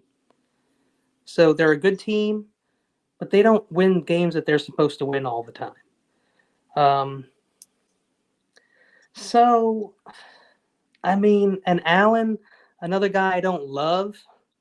Um, he's like a warrior, though, that guy. So I'm gonna go with the Bills, only because, like I said, Pittsburgh I think they're a good team. They just haven't been able to like keep it together consistently all year. So that's where I'm gonna go with it. And their quarterback, I'm sorry, I don't. If I had to, I mean, if you just look at the quarterbacks, who are you gonna pick, right? So I'm gonna go with Allen, and I'm gonna say that since he's been really balling lately, he's gonna at least get this one playoff win. That's what I think. And I think Tomlin is gone when they lose, as a little bonus tidbit. Oh wow. David, how do you feel? Bills Mafia and the Steelers. It's got a lot of after game implications. There could be a lot of shaking and baking, a lot of turnovers there at the end of the crowd, after the dust settles. So I didn't get to tell anybody. I had earlier. I'm going to take the Dolphins in the Chiefs game. I think Miami could pull away a victory, and call me the guy who wants to root for the underdog or the villain, I guess. But yeah, David, your thoughts on the Steelers and the Bills? I got Bills Mafia in this one. I honestly, they beat Miami at Miami. Not by a lot, but they did screw up a lot in that game, and they still walked out of there with a victory. If they play clean football, they're a dangerous team. So I got Bills Mafia in this one. I think they're going further. I'm honestly thinking they might make the championship game. I've partied in Buffalo for 2 New Year's Eves, and I'm telling you right now, they're Bills fans are super awesome, man. They're super fun, great fans. So I'm pulling for them. I like the Bills, and it's always fun to see if the Niner Bills Super Bowl could happen. And I did have Josh Allen as my fantasy quarterback in one of my leagues this year, so I was definitely I was invested, right? But I'm going to be rooting for Pittsburgh in this game. I think Bills run into a steel wall or a steel curtain, and an Iron Curtain. yeah. Oh no, that's the curtain. Soviet Union. I'm sorry. Yeah. So, but either way, it could happen. But I wouldn't be shocked either way. But what you said, Kenny, about potentially Tomlin not being the coach after the game is Another Belichick. I mean, wow. see, those guys now, there you go. Look, they kept those coaches forever. If you want to move on then, I'm cool with it. But you don't just keep a guy for 2-3 years. He doesn't give you what you want and you just bail. How's he supposed to, like, sometimes it takes more than a year to put together a playoff team. I mean, especially in a lot of these organizations that just aren't built and they don't know championships and they're not good. They've never been good at it. So, you know. All right, so let's move to another fun game, and this is a game that has fun storyline, little notes, like cliffhanger notes, right? So we have the Packers and the Cowboys, and they've played a couple times now in the playoffs. This time they don't have Aaron Rodgers, but the Cowboys still have the Packers' former coach. So it's going to be interesting. Anytime that happens, you don't want your former team coming in and beating you, right? Another storybook setup, right? Right. Yeah. So we got Dak taking on, inviting, hosting the Green Bay Packers and Jordan Love. And we were talking earlier about the better quarterbacks in the league right now. Dak Prescott and Jordan Love are one of the two top 3 or 4 quarterbacks in the league right now, as far as passing touchdowns, red zone efficiency. So if you've been following along and listening, we like to yell "Season of Love." It's the season for love, around here, and it's just a little inside joke. But yeah, the Packers could come in here with a lot of energy and win this game. But it's hard to beat Dallas in Dallas, and I think they're for the last 2 years they haven't been beaten there. Good luck, unless it's been us coming in, right? So, how do you feel, Kenny? Cowboys, Packers. This game is the Sunday night game.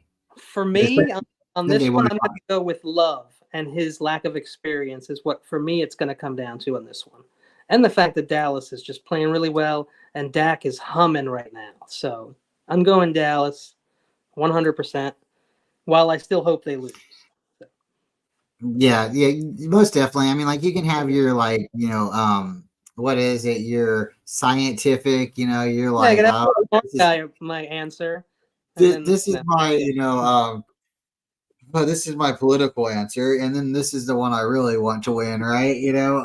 So David, how do you feel? Dallas and Green Bay. I honestly want the Packers to win because then that just answers who we're playing, right? Yeah, right away. But Dallas plays good at home. I expect them to get the victory. Yeah. But I'm hoping Green Bay wins, folks. I am. Yeah, I am too. I'd like to see a Green Bay 49er playoff game again. I like seeing that rivalry. We can't get lucky every year when we play them, so it could go their way too any given Sunday. That's why I'm kind of hoping that Green Bay goes to Dallas, puts up a good fight, because maybe that good fight they put up against Dallas is their Super Bowl when they come to Levi's. We take care of business, do what we need to do, and the season of love ends in Santa Clara. I mean, it could happen. It's season of love. I get it now. Summer of love, baby. Yeah. a lot of the same people in the playoffs, as on the NFC side at least, right? Tampa, Philly, Dallas, Green Bay, 49ers. Kind of always the same teams, huh? The Giants used to be sprinkled in there once in a while. Yeah. It's been a while. We have another storybook, kind of weird fantasy playoff scenario game here, right?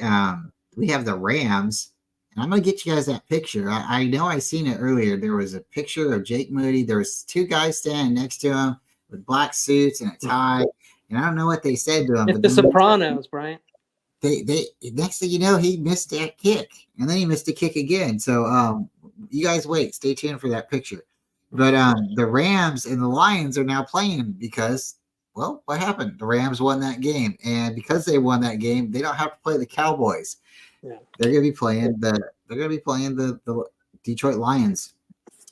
We're talking about the main event now, right? This is the yeah, main match, the number one match on Monday Night Raw for a wrestling show. I mean, football game. Yeah, this one's going to be a Sunday night game at 5 p.m. and it's probably going to be one of the most highly anticipated playoff games this week. I would have to say, really maybe the only other team out of this, matchups would be the Browns and Texans. People would be most interested. The Cowboys are going to get a lot of people to view that one, Cowboys and Packers, but I think the game here is the Rams and Lions. Kenny, who do you got? Well, I know who I got. I got Detroit, but I don't think they're going to win. The Rams are really peeing me right now because they should not be here. I don't want them here. They're a pain in my side, and I just hope that Detroit beats them because I think we'll kill Detroit. And the Rams, we could lose. Do we really want to lose to the Rams? Get them the hell out of here. That's why we needed to beat them. I feel like we had to beat them the last week. I think it would have been better. They play Dallas, right? Wouldn't they play Dallas? Is that what happened? Yes. I believe so. I would have preferred that matchup. I don't know what to expect from Detroit. Detroit? Who? They're here now? Oh, okay, I guess. That's how I feel about Detroit this year. I know that's silly and not football-y. I'm going to say, you hear that girl that said quarterbacky? They killed her for that? I'm going to say football-y.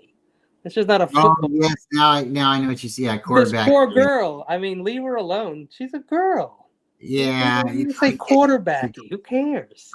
Geez. That grown men yelling at a woman because she said quarterbacky. Don't watch her. Yeah.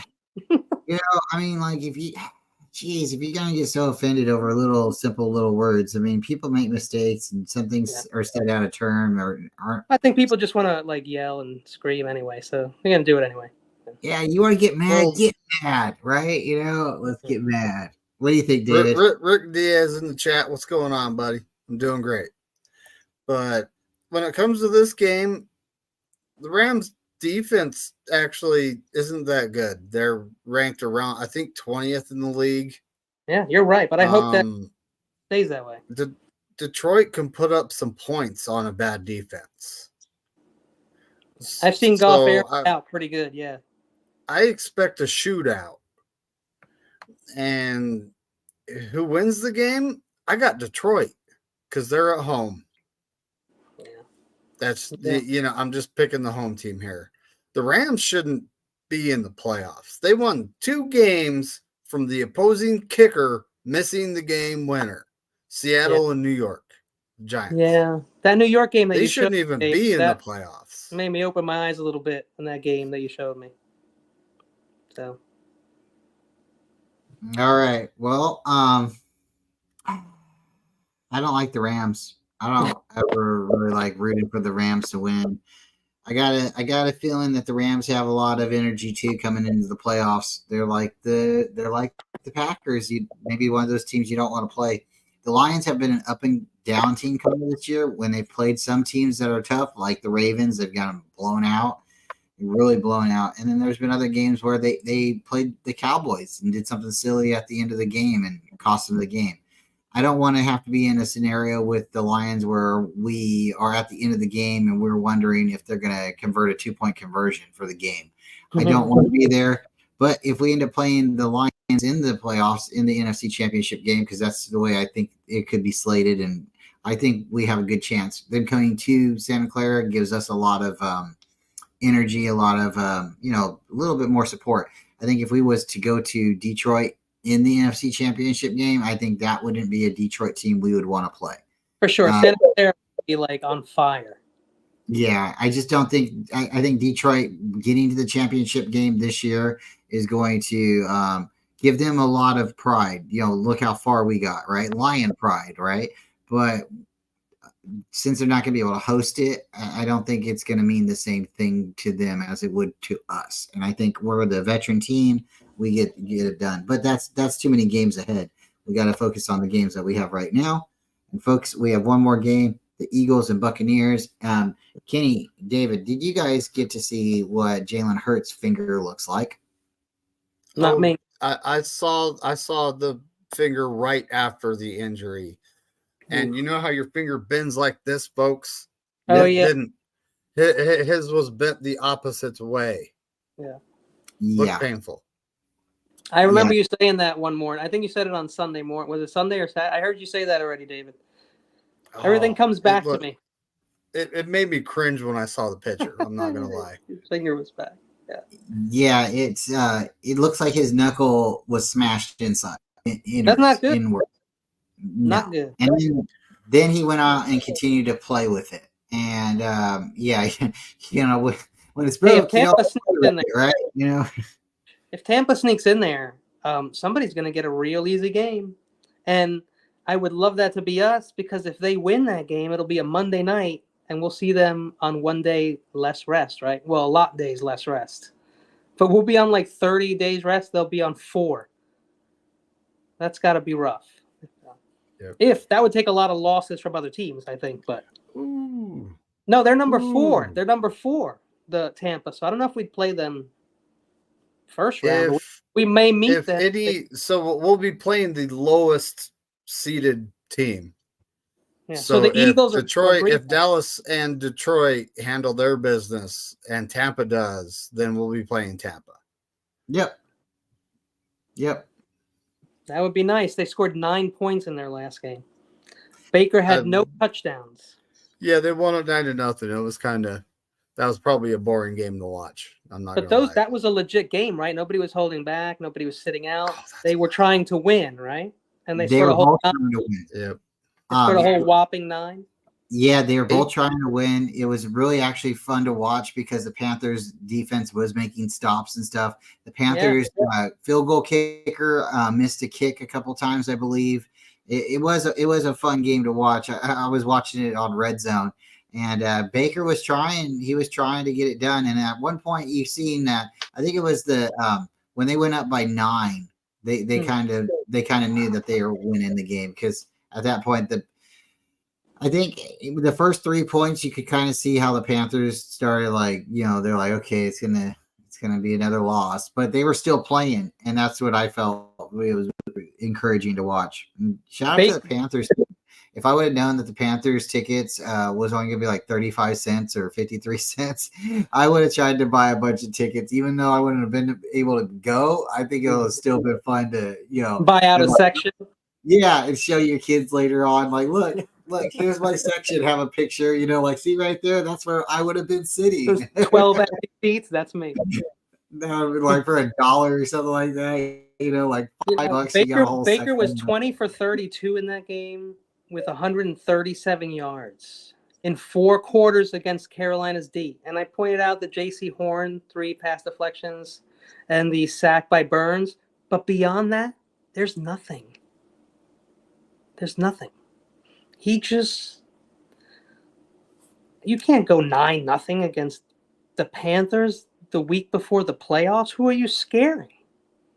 Not even the Eagles, I don't think. So that game, as much as I think the Eagles are going to lose, I mean, unless Tampa beats themselves. So, could be weird.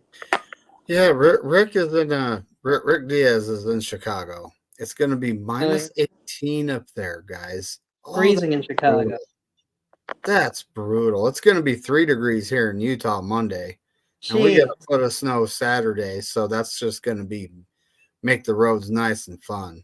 David, when it's 60 degrees here in California, I'm wearing like 12 turtlenecks and a sweater and a beanie cap and a scarf.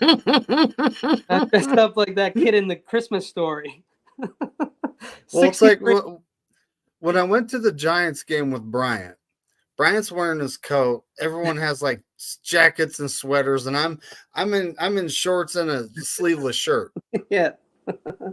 You know, I'm this state. It does get cold in the wintertime. In the summertime, it gets hot, but it does get cold in the wintertime, and it's just, you know, it didn't seem very cold in the stadium to me.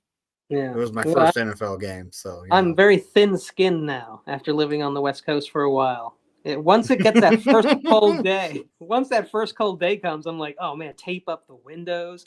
I'm stacking towels in front of the windows and getting just trying to get warm. Well, everybody, thank you all for coming, and appreciate you all. It's been a lot of fun. We've had a lot of great conversations, some a little bit of conspiracy talk here and there. But one thing I want to let you guys know is Mark Twain, a great author, great author. You might want to check out some of the books he's written. But there was a guy like Tom Sawyer and Huckleberry Finn, you might know, or But anyways, check him out. He said the coldest winter he ever had was a summer in San Francisco. So if that means anything to you, it gets pretty cold in San Francisco on a summer day. It's windy. It's right off it's in the bay. It's off the ocean, and you should definitely carry a jacket. When you are around there, sure you get a little bit more adjusted to the weather and stuff like that. But I'm one of those people. I do freeze, and I like to have my jacket. I'd rather be hot than cold. I don't like living in the snow. I live in California. I moved out of Kentucky. I don't want to move back into that holler. It was hard getting out of the hole. If you know what I'm talking about, down there you go to the zinc to wash up. So I'm going to leave you guys with that, and we're going to go ahead and get out of here, folks. Thank you all for coming, and we will see you next time.